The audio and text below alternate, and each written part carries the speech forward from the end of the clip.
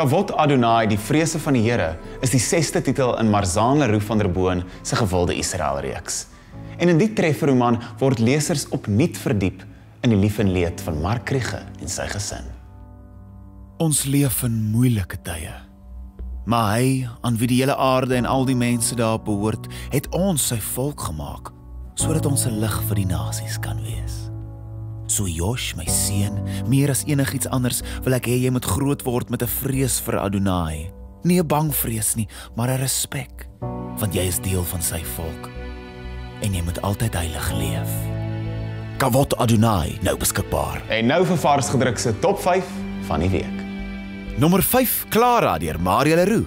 4, SAW in die Grensoorlog deur Leopold Skols. 3, Martha deur Helene Hugo. 2, sien Suid-Afrika deur David van Lille. En nommer 1, Onthaal op groot skaal deur Kali Maritz en Marie-Louise Guy. Vind vars gedruk op Facebook vir nog meer oor die nuutste boeke. Lekker lees met vars gedruk.